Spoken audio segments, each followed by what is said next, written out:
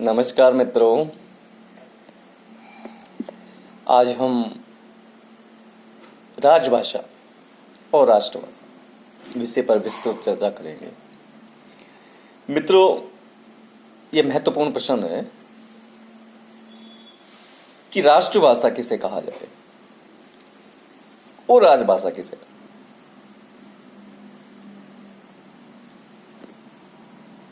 इन दोनों बिंदुओं पर हमें बड़ी बारीकी से, बड़ी गहनता से और बड़ी ही सटीक विचारधारा हमारे मानस में रखनी है और उसी के आधार पर हमें इसका अध्ययन करना है। तो हम सबसे पहले चर्चा करते हैं कि राजभाषा क्या है। जैसे सुनने में तो ऐसा लगता है कि राष्ट्रभाषा और राजभाषा दोनों एक ही हैं, परंतु दोनों में अंतर है।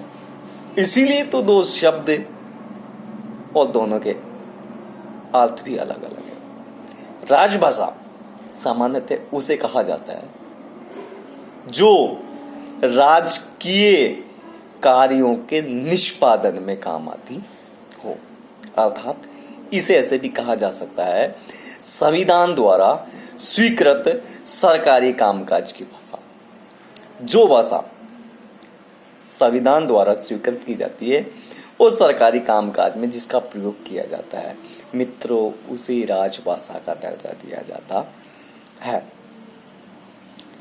कोई सा भी देश हो, किसी भी देश को ले लीजिए, उस देश का सरकारी कामकाज जिस भाषा में किया जाता है वह भाषा उस देश की राजभाषा कहलाती है। इस भाषा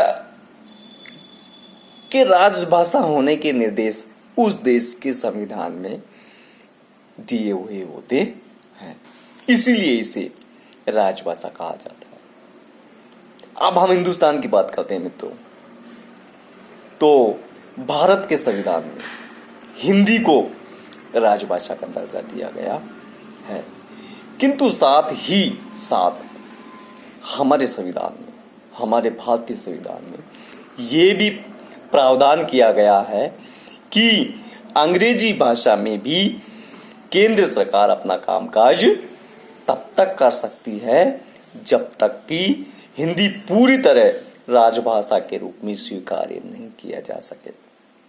तो ये कहा जा सकता है मित्रों, प्रारंभ में हिंदी के साथ साथ अंग्रेजी को भी सरकारी कामकाज में प्रयोग लेने के लिए छूट दी गई थी, परंतु बाद में जाकर के स्थिति कुछ अलग हो गई, जो आज तक बनी हुई है। जब हमारा देश का संविधान मित्रों लागू हुआ था 1950 में, तो ये सीमा 15 वर्ष की तय की गई थी।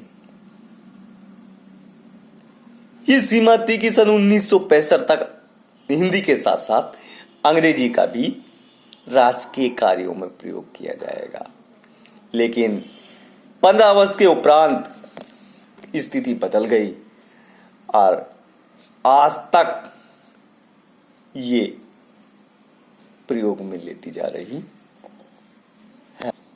मित्रों, राजभाषा तो वैसे हिंदी ही है, परंतु केंद्र सरकार के अधिकांश सरकारी कामकाज आज भी अंग्रेजी में ही होते हैं। केंद्र सरकार की राजभाषा के अतिरिक्त अनेक राज्यों की राजभाषा के रूप में हिंदी का प्रयोग किया जाता है। हम ये कह सकते हैं कि केंद्र सरकार के अलावा भी अनेक ऐसे राज्य हैं जहां हिंदी को राजभाषा के रूप में प्रयुक्त किया जाता है। अब हम चर्चा करते हैं कि ऐसे कौन कौन से राज्य हैं। तो उन राज्यों में हम गिन सकते हैं उत्तर प्रदेश, मध्य प्रदेश, हिमाचल प्रदेश, दिल्ली, राजस्थान, बिहार, झारखंड, छत्तीसगढ़ और उत्तरांचल। इन राज्यों में राजकीय कार्यों के लिए मित्रों हिंदी का प्रयोग किया जाता है। इन राज्यों के अलावा अनेक ऐसे राज्य हैं जिनमें उनकी अपनी प्रादेशिक भाषा को राजभाषा के रूप में स्वीकार किया गया है। जैसे आप ले लीजिए पंजाब को, पंजाब में पंजाबी को राजभाषा के रूप में काम में लिया जाता है। बंगाल को लीजिए, बंगाल में बंगला भाषा को, आंध्र प्रदेश को लीजिए, आंध्र प्रदेश में तेलुगु को, और कर्नाटक को लीजिए तो कर्नाटक को में कन्नड़ का प्रयोग किया जाता है। इन प्रांतों में भी अपनी प्रादेशिक भाषा राजकीय भाषा के रूप में काम में ली जाती है, परंतु उसके साथ साथ अंग्रेजी का प्रयोग भी किया जाता है। तो ये हुई राजभाषा की मित्रों बात। अब आती है राष्ट्रभाषा। राष्ट्रभाषा किसको कहा जाता है? तो इन दोनों के अंतर को समझना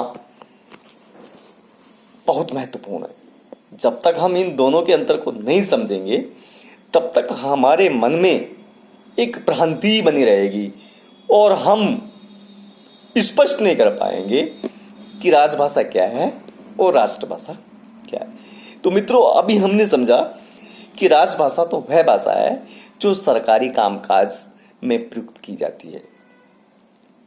अब आती है राष्ट्रभाषा। राष्ट्रभाषा से तात्पर्य होता है कि विस्तृत भू क्षेत्र पर बड़ी संख्या में लोगों द्वारा बोली जाने वाली भाषा राष्ट्रभाषा कहलाती है। या इसको ऐसे भी कहा जा सकता है कि किसी देश की राष्ट्रभाषा उस देश के बहुसंख्यक लोगों की भाषा को माना जाता है। जब कोई भाषा अपने महत्व के कारण राष्ट्र के विस्तृत भूमंडल पर, भूभाग पर जनता द्वारा अपना ली जाती है तो वह भाषा मित्रों राष्ट्रभाषा बन जाती है।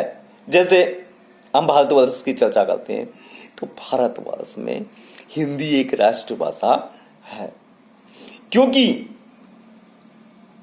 ये इस कसौटी पर पूर्णतः सही ठहरती है, सही उतरती है, जो हमने भी चर्चा की, विस्तृत भूभाग पर बहुसंख्यक लोगों के द्वारा प्रयुक्त की जाती है।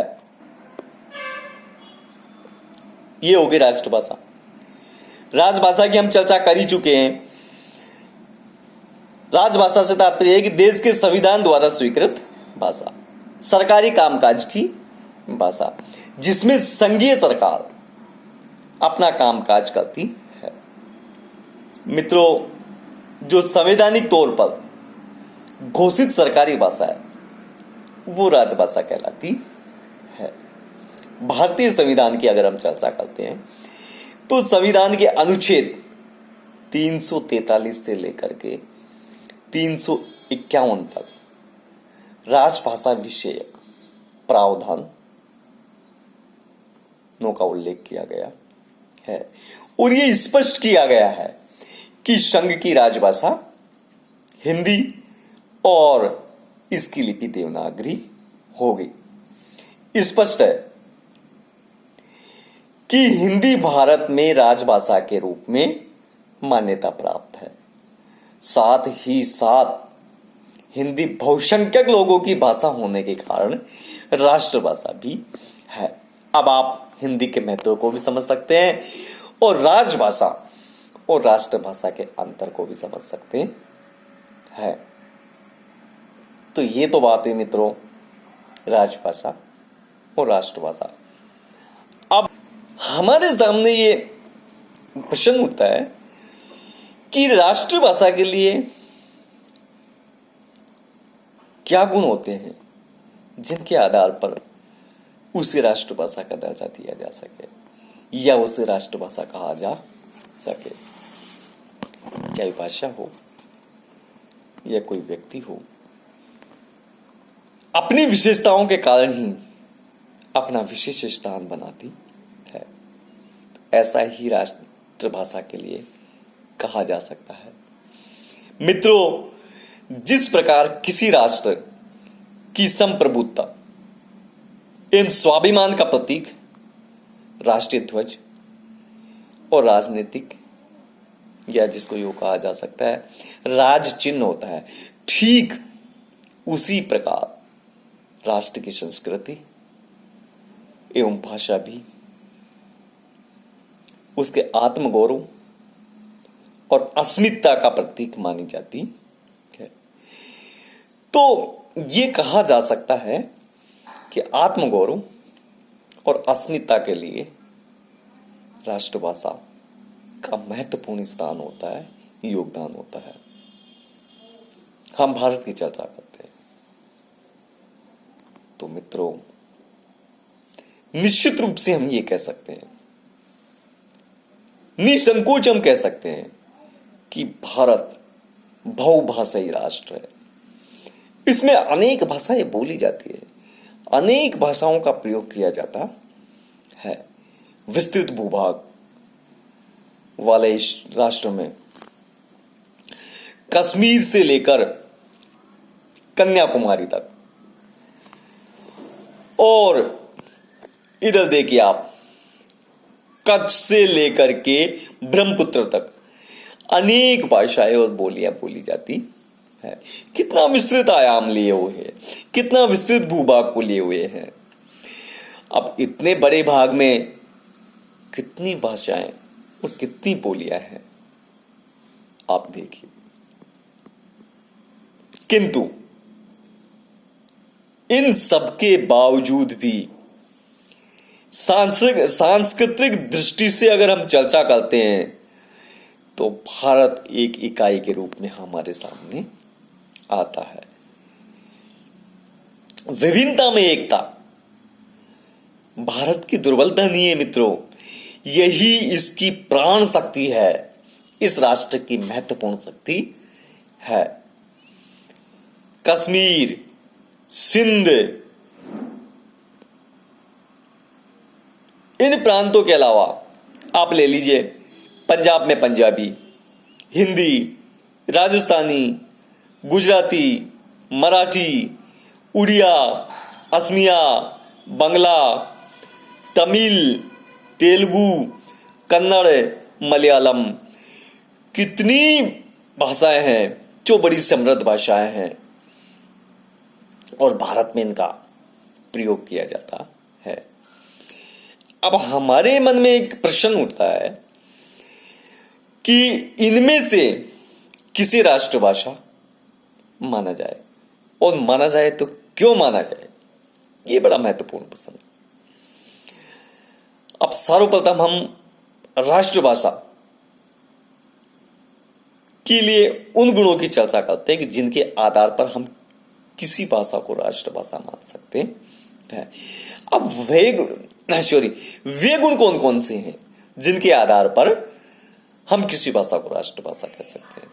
तो हम सबसे पहले ले सकते हैं मित्रों, राष्ट्रभाषा देश के बहुसंख्यक लोगों की भाषा होनी चाहिए, या इसे ऐसे भी कहा जा सकता है, किसी भाषा को जितने अधिक लोग प्रयोग में लेंगे वह भाषा राष्ट्रभाषा बनने के लिए सबसे उपयुक्त होगी।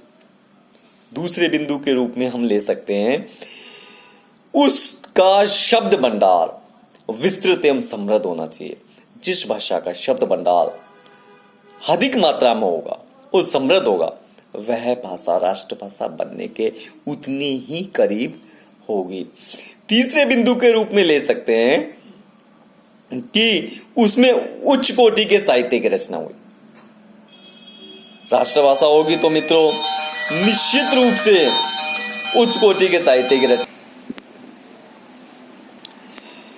तो जब तक उच्च साहित्य की चर्चा नहीं होगी मित्रों, उच्च साहित्य की रचना नहीं होगी, तब तक वो भाषा राष्ट्रीय भाषा के रूप में नहीं मानी जा सकती। इसलिए किसी भी भाषा में उच्च कोटि के साहित्य की रचना आवश्यक हो जाती है। चौथे बिंदु के रूप में ले सकते हैं, वह व्यापक क्षेत्र में व्यवहार होनी चाहिए। उसका व्यापक क्षेत्र और व्यापक क्षेत्र में उसका प्रयोग होना चाहिए। पांचवें गुण के रूप में ले सकते हैं कि उसका व्याकरण सरल एवं नियमबद्ध होना चाहिए। अगर नियमबद्ध नहीं होगा तो वो राष्ट्रभाषा बनने के लायक नहीं होगी। छठे बिंदु के रूप में मित्रों हम ले सकते हैं उसकी लिपि सुस्पष्ट एवं वैज्ञानिक होनी चाहिए। जब तक उसकी लिपि सुस्पष्ट और वैज्ञानिक नहीं होगी उसमें राष्ट्रभाषा बनने का गुण का समावेश नहीं होगा।